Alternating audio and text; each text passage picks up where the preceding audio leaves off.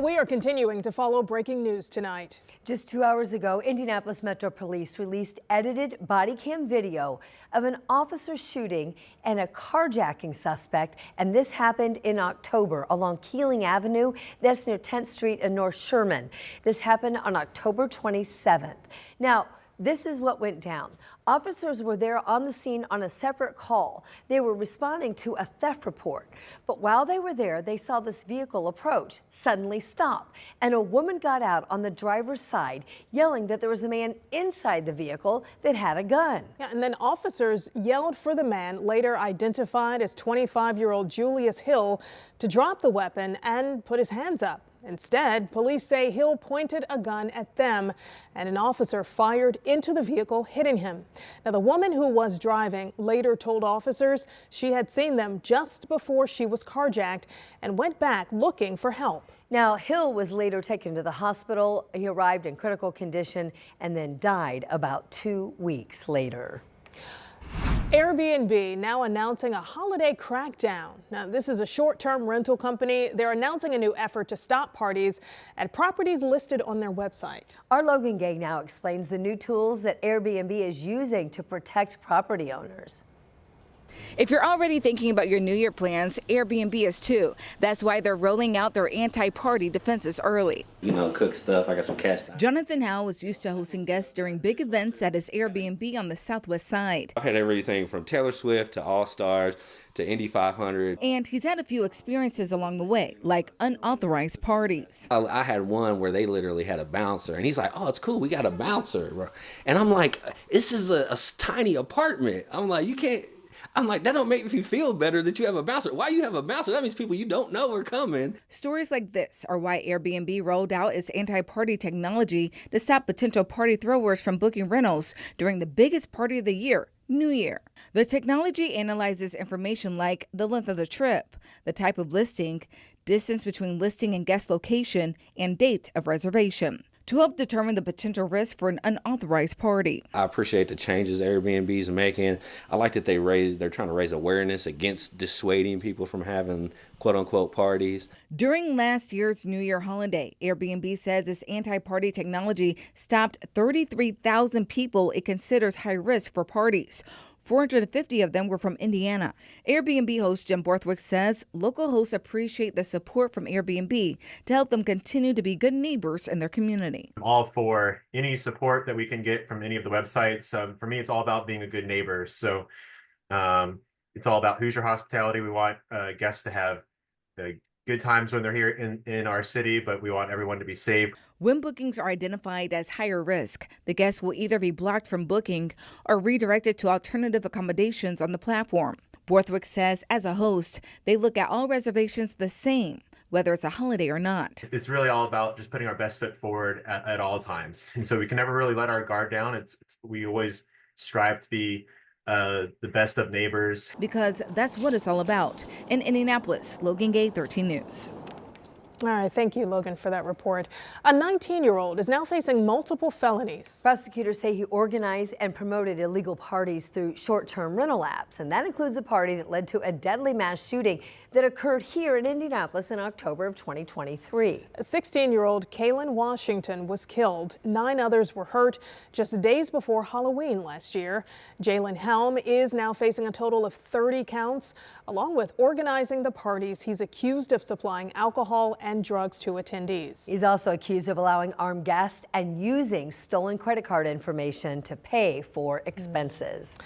A deadly shooting at an Amazon fulfillment center today in Greenfield forced the company to shut down operations. We've learned that a 39-year-old man was shot and killed. He is an employee for Amazon. It all started around 1:45, right in the middle of the night. That was this morning. Hatton County Sheriff's deputies arrived and tell us that they found Isaac Riley on the ground with a gunshot wound. They also tell us that Riley died at the scene. And a spokesperson for Amazon confirmed the location is shut down while this investigation continues. The facility is expected to reopen tomorrow. When it does, Amazon says there will be additional security on site. Getting more mental health resources out on the streets of Indianapolis is exactly what IMPD now is hoping to do. Yeah, this comes after an officer-involved shooting yesterday on the west side. That's where a suspect was experiencing a mental health crisis. Anna Chalka joins us now in studio with the department's efforts. Anna? Well, police did not know at the time the person was experiencing that crisis until later in their investigation. But to get to the front of these situations like this one, the department uses their mobile crisis assistance team, or better known as MCAT. This team is made up of trained IMPD officers and clinicians from Eskenazi Health. Now, when they're called to a scene, they will use various de-escalation techniques. And then once that clinician can talk with the person, they'll provide resources for future help. IMPD says this team helps thousands before situations turn violent.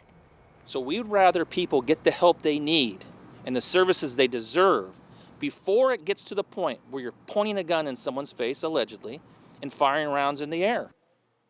In charge of MCAT tells me they work with other mental health organizations for extra resources throughout the city. Now, MCAT was not on the scene of the officer-involved shooting last night, and the officer who fired their weapon at the suspect was placed on administrative leave, which is standard protocol. Well, let's change gears and talk about our forecast. Happy Friday to you. We are heading into the weekend. Temperatures the 20s and 30s, depending on where you are. In fact, to the north, there was a good bit of snow yesterday, as much as 2 inches of snow. And we can actually see that on the visible satellite imagery from earlier in the day as the high, thin clouds move through. You can see the snow cover was on the ground. It kept the temperatures milder. Now we're heading into a bit of a warm up, but the temperatures are still going to cool down overnight. They're just not going to be quite as cold. Into the 20s during the overnight, those clouds will likely stay with us. You will stay precipitation free for tonight and into the early part of tomorrow. 27 for the overnight low. You could be anywhere from about 5 degrees either side of that. We are expecting a warm up for tomorrow and some rain chances. I'll talk about the timing of the rain coming up. All right, thanks, Rob. Well, changes are coming to the agency that works to bring new jobs here to Indiana. During a news conference today, with his lieutenant governor and cabinet secretaries, Governor-elect Mike Braun was asked about restructuring Indiana's Economic Development Corporation, also known as IEDC. Braun said it would be, quote, very easy and will include all parts of the state. There are 4 corners to the state. Biggest complaint I hear is it's not felt broadly enough in terms of size of business and geographically. I think that'll be the single easiest thing that we can fix. And last week, Braun appointed David Adams as Commerce Secretary. He will oversee 8 agencies and departments, including the IEDC, Workforce Development, the Hoosier Lottery, and the Indiana Housing and Community Development Authority.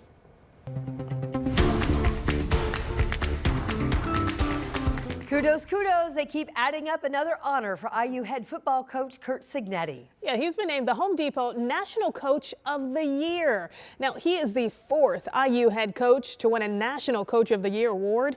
It comes after leading one of the biggest turnarounds in college football history. More hardware could be in his future. He's also a finalist for the Eddie Robinson National Coach of the Year, and he's also on the watch list for another award, the Paul Bear Bryant Coach of the Year honor.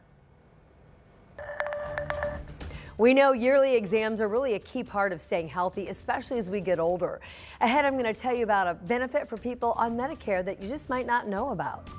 And a little later, tactical urbanism is coming to Fountain Square. The street organizers hoping to make it safer thanks to funding from the city. All right, and take a look at your forecast temperatures for tomorrow. 40s for your Saturday, but we are headed for 50s in your weekend forecast. And I've got the timing of that rain. If you have weekend plans, you're going to want to stay tuned for that.